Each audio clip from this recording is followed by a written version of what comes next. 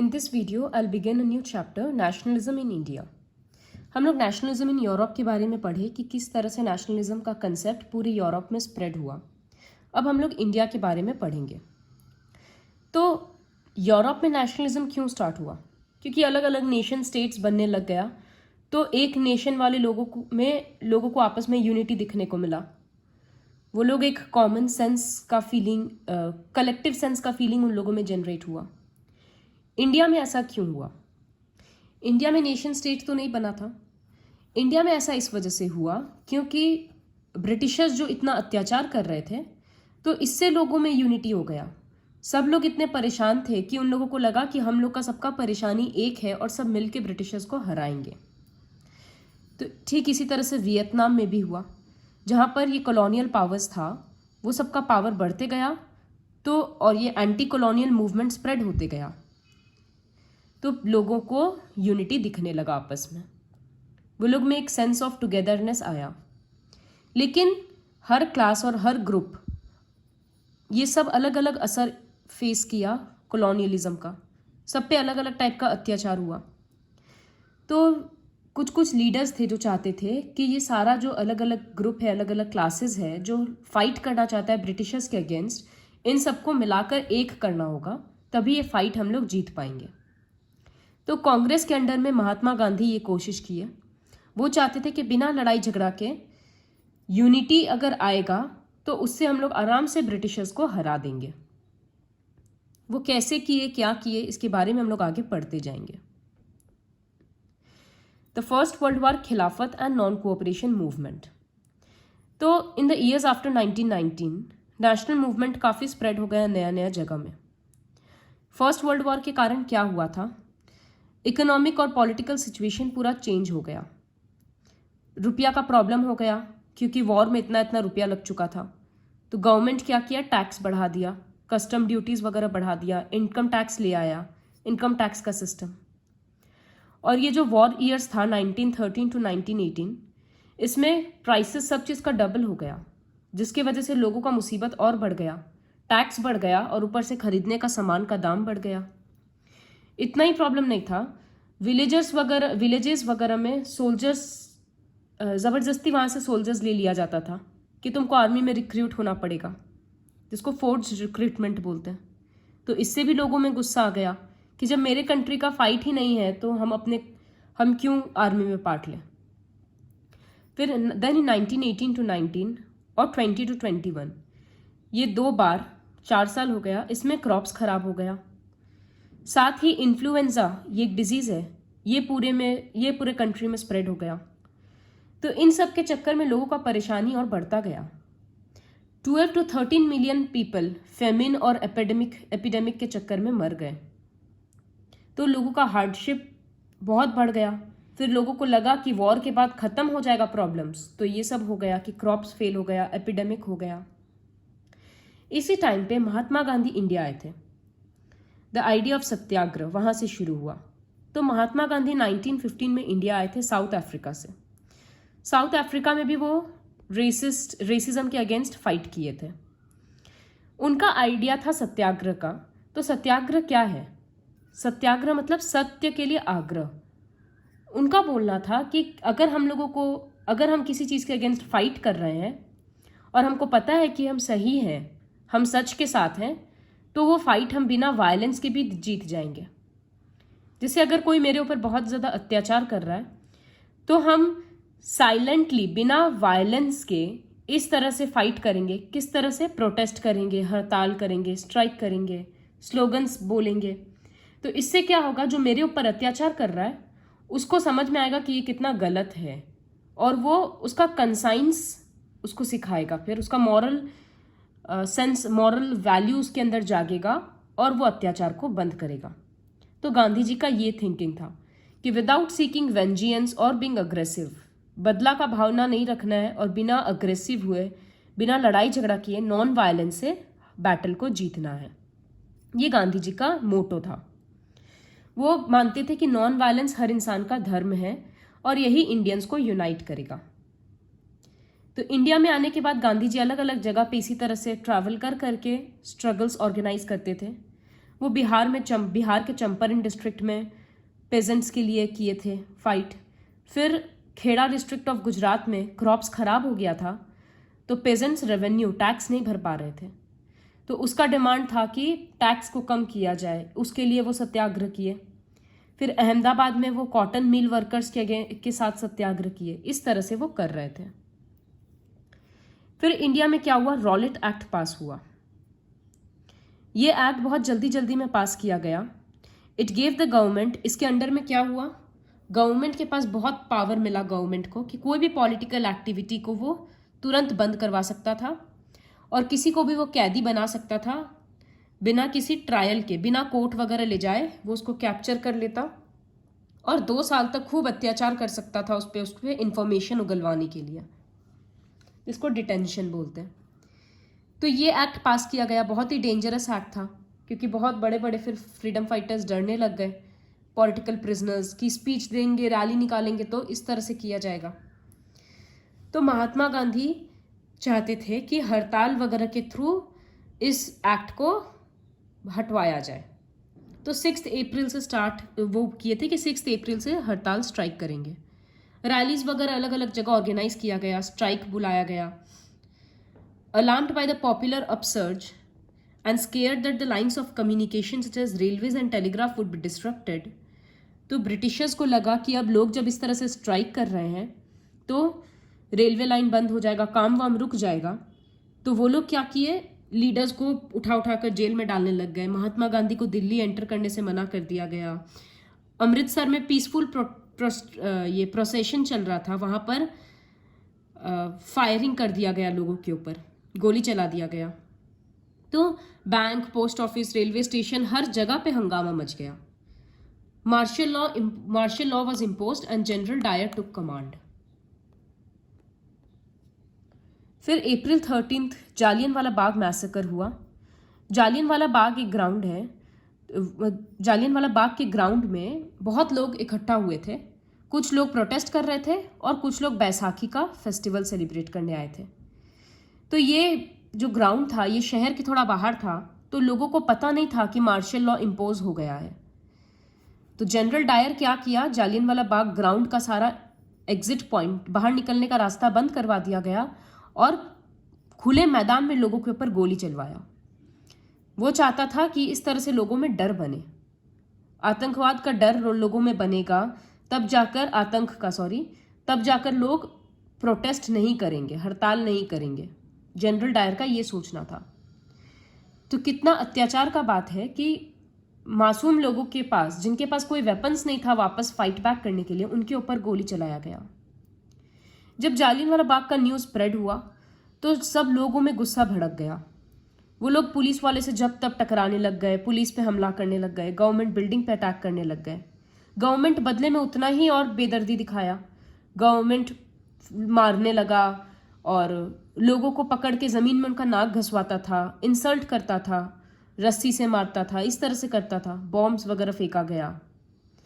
तो गांधी जी ये सब देखकर एकदम शॉक्ड हो गए, क्योंकि गांधी जी का मानना था वो स्ट्राइक क्यों शुरू करवाए, नॉन वायलेंस के लिए, कि हम लोग नॉन वायलेंट वे से लड़ाई करेंगे। लेकिन ये तो कितना वायलेंट रूप ले चुका। While Rowlatt Satyagraha had been a widespread movement, it was still limited to mostly cities and towns. ये जो मूवमेंट हुआ ये सब खाली शहर तक ही रह गया। तो महात्मा गांधी को लगा कि और थोड़ा सा ब्रॉड मूवमेंट, मतलब हिंदू मुस्लिम्स को एक करके सबका यूनिटी के साथ एक मूवमेंट लॉन्च करना होगा, तब जाकर वो सक्सेसफुल होगा। इस तरह से खाली गांव में या खाली शहर में लड़ाई करने से नहीं होगा। तो वो सोचे कि हिंदू मुस्लिम्स को एक करना ज़रूरी है। तो उस टाइम पे एक टॉपिक था खिलाफत इशू। गांधी जी सोचे कि इसमें मुस्लिम्स का हेल्प करते हैं तो हिंदू मुस्लिम एक हो जाएंगे। तो क्या था ये, फर्स्ट वर्ल्ड वॉर ख़त्म हुआ था और ओटोमन एम्पायर हार चुका था। ओटोमन एम्पायर मुस्लिम एम्पायर है, बहुत बड़ा मुस्लिम एम्पायर था। इनका स्पिरिचुअल हेड, ये ओटोमन एम्पायर को स्पिरिचुअल हेड माना जाता है इस्लामिक वर्ल्ड का, द खलीफा। तो खलीफा का पावर को बचाने के लिए खिलाफत कमेटी सेट हुआ। इंडिया में जो मुस्लिम्स थे वो लोग एक कमेटी सेट किए, खिलाफत कमेटी, जिसमें ये रिक्वेस्ट करेंगे, वो डिमांड रखेंगे कि खलीफा का पावर को वापस लाया जाए। तो ये कौन स्टार्ट किया? यंग लीडर्स जैसे मोहम्मद अली एंड शौकत अली। वो लोग महात्मा गांधी के साथ मिलकर ये सब चीज़ डिस्कस करने लग गए कि किस तरह से ब्रिटिशर्स को प्रेशराइज कर सकते हैं खलीफा का पावर वापस लाने के लिए। तो गांधी जी को इसमें एक अपॉर्चुनिटी दिखा कि अभी सब मिलकर मुस्लिम्स के साथ लड़ाई करेंगे तो ऐसे ही सब हिंदू मुस्लिम एक हो जाएंगे। तो at the Calcutta session of the Congress in September 1920 वो सारे लीडर्स को कन्विंस कर लिए कि एक नॉन कोऑपरेशन मूवमेंट स्टार्ट करना है इन सपोर्ट ऑफ खिलाफत एज वेल एज स्वराज। तो खिलाफत मूवमेंट के लिए भी और स्वराज मतलब इंडिपेंडेंस के लिए भी हम लोग एक नॉन कोऑपरेशन मूवमेंट स्टार्ट करेंगे। तो नॉन कोऑपरेशन मतलब क्या? कि ब्रिटिशर्स के साथ हम लोगों को कोऑपरेट नहीं करना है। Why non cooperation? Gandhi ji एक बुक लिखे थे हिंद स्वराज, उसमें वो बोले थे कि ब्रिटिशर्स इंडिया में रूल कर रहे हैं क्योंकि इंडियंस कोऑपरेट कर रहे हैं, इंडियंस उनका बात मान रहे हैं। अगर इंडियंस कोऑपरेट करने से मना कर दे तो ब्रिटिश रूल साल भर के अंदर अंदर कोलैप्स हो जाएगा, खत्म हो जाएगा और स्वराज मिल जाएगा हम लोगों को, मतलब इंडिपेंडेंस मिल जाएगा। क्योंकि कॉमन सेंस का बात है, ब्रिटिशर्स को रूल करने के लिए वर्कर चाहिए, ऑफिस में काम करने के लिए एडमिनिस्ट्रेटर्स चाहिए, हर जगह पे लोग चाहिए। तो वो लोग कहाँ से आ रहे हैं? इंडियंस ही है ना वो तो अगर इंडियंस काम करने से मना कर देंगे तो ब्रिटिशर्स रूल नहीं कर पाएगा। ये गांधी जी का थिंकिंग था। तो नॉन कोऑपरेशन को एक मूवमेंट कैसे बनाया जाए?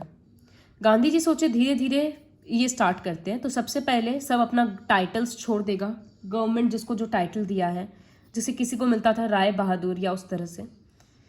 फिर अगर गवर्नमेंट से अवार्ड मिला तो वापस कर दो, सिविल सर्विसेज को बॉयकॉट कर दो, कोई भी गवर्नमेंट के ऑफिस में काम नहीं करेगा, कोई पुलिस में एडमिशन नहीं लेगा, कोई आर्मी में काम नहीं करेगा, इस तरह से था।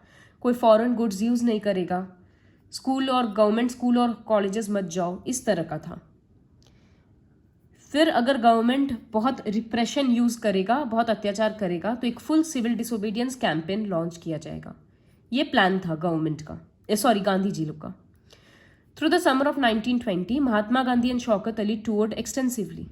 वो लोग हर जगह घूम घूम के लोगों को समझा रहे थे नॉन कोऑपरेशन का इंपॉर्टेंस के बारे में। कांग्रेस में बहुत लोग इस बात को लेकर चिंतित थे। उन लोगों का ये था कि इलेक्शन नहीं छोड़ेंगे। जो इलेक्शन आने वाला था, तो गांधी जी तो ये बोले थे ना कि गवर्नमेंट इलेक्शंस में भी पार्ट नहीं लेना, लेकिन कुछ लीडर्स को लगता था कि इलेक्शन में तो पार्ट लेना ही पड़ेगा, नहीं, क्योंकि अगर हम लोग गवर्नमेंट का पार्ट नहीं बनेंगे तो रूल्स कैसे चेंज करेंगे। और कुछ लोगों का ये भी था कि कांग्रेस में ज़्यादा से ज़्यादा ब्राह्मण्स को प्रेफरेंस मिलता है, तो जो नॉन ब्राह्मण्स थे वो लोग इलेक्शन नहीं छोड़े। उन लोगों का था कि ऐसे भी कांग्रेस तो हम लोगों का सुनता नहीं है, तो इलेक्शन में पार्ट लेंगे। Finally at the Congress session at Nagpur in 1920 एक कॉम्प्रोमाइज वर्कआउट किया गया और नॉन कोऑपरेशन मूवमेंट को अडॉप्ट किया गया। तो कैसे नॉन कोऑपरेशन स्टार्ट हुआ? टाउन्स में अगर हम लोग पढ़ेंगे तो the movement started with the middle class participation in the cities. हजारों बच्चे गवर्नमेंट का स्कूल छोड़ दिए, हेडमास्टर्स टीचर्स गवर्नमेंट स्कूल में पढ़ाना छोड़ दिए, लॉयर्स कोर्ट जाना छोड़ दिए, डॉक्टर्स हॉस्पिटल जाना छोड़ दिए। इस तरह से हुआ। काउंसिल इलेक्शंस में कोई पार्ट नहीं लिया एक्सेप्ट मद्रास, जहाँ का जस्टिस पार्टी को लगता था कि ब्राह्मण्स तो रूल कर रहा है, नॉन ब्राह्मण्स को अगर रूल करना है तो इलेक्शन में पार्ट लेना ही पड़ेगा। फिर क्या हुआ? नॉन कोऑपरेशन मूवमेंट बहुत बढ़ गया, फॉरेन गुड्स वगैरह बॉयकॉट किया गया, लोग ब्रिटिशर्स का एक भी सामान यूज़ नहीं करते थे, अल्कोहल का शॉप्स वगैरह का रास्ता ही बंद कर दिया गया। तो लिकर शॉप्स पिकेटेड मतलब यहाँ लिखा हुआ है जहाँ पर किसी फैक्ट्री ऑफिस का रास्ता बंद कर दिया जाता है प्रोटेस्ट के कारण। फॉरेन क्लोथ्स को जलाया जाने लगा, तो बाहर कंट्री का सामान सब यूज़ नहीं कर रहे हैं, तो कंट्री का वैल्यू पहले इंपोर्ट का आइटम 102 करोड़ था, अब 57 करोड़ हो गया। तो मतलब फॉरेन कंट्री से सामान आना कम हो गया। इस तरह से लोग सब चीज़ इंडियंस का बनाया हुआ यूज़ करने लग गए, तो इंडियन प्रोडक्ट्स का डिमांड भी बढ़ गया। लेकिन ये एक प्रॉब्लम क्रिएट हुआ इससे कि इंडियंस जो खादी बनाते थे वो बहुत एक्सपेंसिव था, तो जो लोअर क्लास है वो इतना एक्सपेंसिव कपड़ा अफोर्ड नहीं कर सकता था, और जो ब्रिटिश मील से कपड़ा आता था वो सस्ता होता था, तो अब कितना दिन कोई सस्ता महंगा कपड़ा खरीदते जाएगा। इस वजह से वो लोग फिर लास्ट में इवेंचुअली ब्रिटिश गुड्स यूज़ करना ही पड़ा। सिमिलरली बच्चे अगर स्कूल जाना छोड़ दिए, टीचर्स गवर्नमेंट स्कूल में पढ़ाना छोड़ दिए, तो फिर वो लोग करेंगे क्या, क्योंकि इंडियन स्कूल तो कोई बना नहीं अब। तो लास्ट में उन लोगों को वापस सारा गवर्नमेंट इंस्टीट्यूट ज्वाइन करना ही पड़ा, लॉयर्स को भी कोर्ट वापस जाना ही पड़ा। तो ये एक प्रॉब्लम हुआ कि अगर इंडिया में साथ साथ में उस टाइम पे इंस्टीट्यूट खुलता कि इंडियन हॉस्पिटल और स्कूल्स और ये सब, तब ना जाकर लोगों के पास ऑप्शन होता कि हाँ हम लोग ब्रिटिशर्स का सामान यूज़ नहीं करेंगे, इंडियन का करेंगे। लेकिन तब लोगों के पास ऑप्शन नहीं था, तो कुछ दिन के लिए वो लोग बॉयकॉट किए, बाद में उनको वापस सर्कल बैक होकर वही काम करना पड़ा। Rebellion in the country side, farmers, pageants, tribals, सबका कुछ कुछ प्रॉब्लम था। तो अवध, वो लोग कैसे पार्ट लिए नॉन कोऑपरेशन में? In Awadh peasants were led by Baba Ramchandra. ये एक सन्यासी थे जो फिजी गए थे एज एन इंडेंचर्ड लेबर। तो वही इंडेंचर्ड लेबर मतलब उधार नहीं चुका पाए थे तो उनको बेच दिया गया था, इस तरह का। तो ये मूवमेंट तलुकदार्स और लैंडलॉर्ड्स के अगेंस्ट था। ये लोग क्या करते थे, बहुत हाई रेंट मांगते थे, जमींदार टाइप के थे, और जब तब पेजेंट्स को ज़मीन से निकाल देते थे कि ज़मीन खाली करो, और बहुत टैक्स मांगते थे, बहुत अत्याचार करते थे। तो इनके अगेंस्ट था ये रिवोल्ट। ये लोग चाहते थे कि एबॉलिशन ऑफ बेगर हो, और ये जो लैंडलॉर्ड्स इतना अत्याचार कर रहे हैं वो बंद हो। कितने जगह पे नाई धोबी बंद ऑर्गेनाइज किया गया, जहाँ पर लैंडलॉर्ड्स को नाई का और धोबी का फैसिलिटीज़ नहीं मिलेगा, मतलब कोई भी लैंडलॉर्ड का कपड़ा नहीं धोएगा, बाल नहीं काटेगा, इस तरह का। 1920 में जवाहरलाल नेहरू अवध के विलेजेस में घूम घूम कर विलेजर्स को ये समझा रहे थे और उनका प्रॉब्लम समझ रहे थे। फिर औध किसान सभा जवाहरलाल नेहरू स्टार्ट किए। 1 महीना के अंदर औध किसान सभा का 300 ब्रांचेस अलग अलग जगह पे खुल गया। क्यों खोला गया इस तरह से कि नॉन कोऑपरेशन मूवमेंट जब नेक्स्ट टाइम लॉन्च हो तो ये सारे पेजेंट्स भी उसमें पार्ट लें। जैसे मूवमेंट स्प्रेड हुआ, धीरे धीरे बढ़ता गया, तो लोग क्या किए, पेजेंट्स क्या किए, तलुकदार्स और मर्चेंट्स का घर को अटैक करने लग गए, जला देते थे, ग्रेन्स जमा करके रख लेते थे। और लोकल लीडर्स क्या करते थे, बोलते थे कि गांधी जी ऐसा बोले हैं इस तरह से करने के लिए, और बोलते थे कि गांधी जी बोले हैं कि सारा ज़मीन हम लोग वापस लेंगे और गरीबों में फिर से बांट देंगे। तो गांधी जी के नाम पे इस तरह से वायलेंस चलने लगा। ये भी गांधी जी कभी सोचे नहीं थे, क्योंकि वो तो हमेशा बोलते थे कि नॉन वायलेंट वेज से लड़ाई करना है। ट्राइबल पीपल क्या करते थे, ब्रिटिशर्स उन लोगों का जंगल ले चुके थे।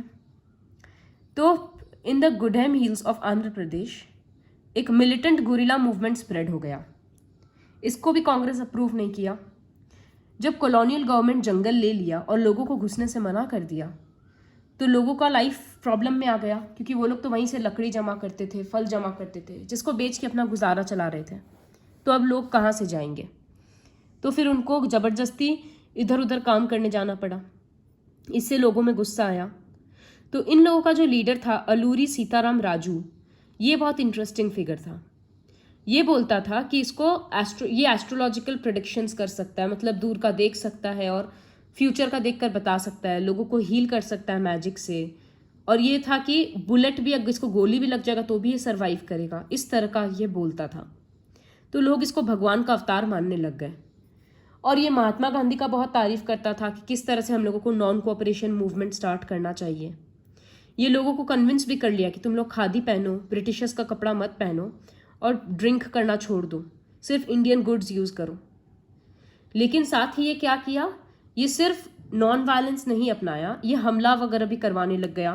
पुलिस स्टेशन में ब्रिटिश ऑफिशियल्स को मरवा देता था। इस तरह से गुरिल्ला वॉरफेयर, छुप छुप के अटैक करता था। गांधी जी के नाम पर ही ये भी चल रहा था।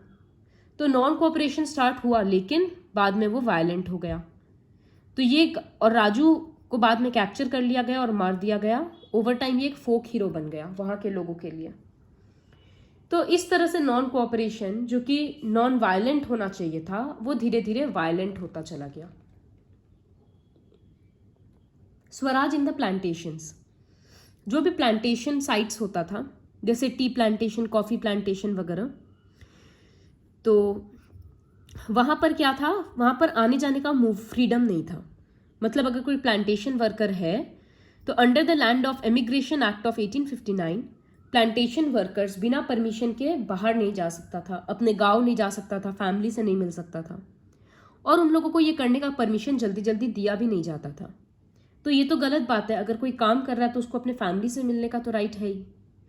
तो जब plantation workers non cooperation movement के बारे में सुने तो थाउजेंड्स ऑफ वर्कर्स काम छोड़कर घर भाग गए।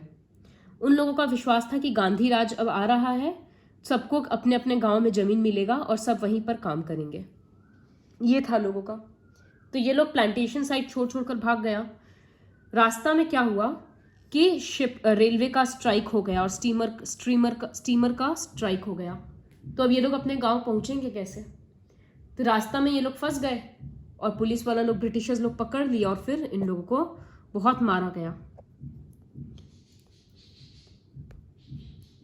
The visions of these movements were not defined by the Congress program. Congress इस तरह से नॉन कोऑपरेशन स्टार्ट करने का नहीं सोचा था, लेकिन सब स्वराज का अपना अपना मीनिंग निकालने लग गया।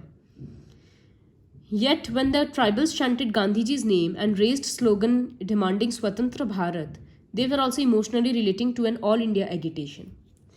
आज लड़ाई सब अपने अपने हिसाब से कर रहा है, लेकिन सब एक ही पावर के अगेंस्ट कर रहा है और सब गांधी जी का नाम लेके कर रहा है। सब चाह रहा है कि भारत स्वतंत्र हो। तो इससे एक लोगों में यूनिटी आया, इसी वजह से ये एक मूवमेंट बना इतने बड़े स्केल में। फिर इसके बारे में और बाद में पढ़ेंगे।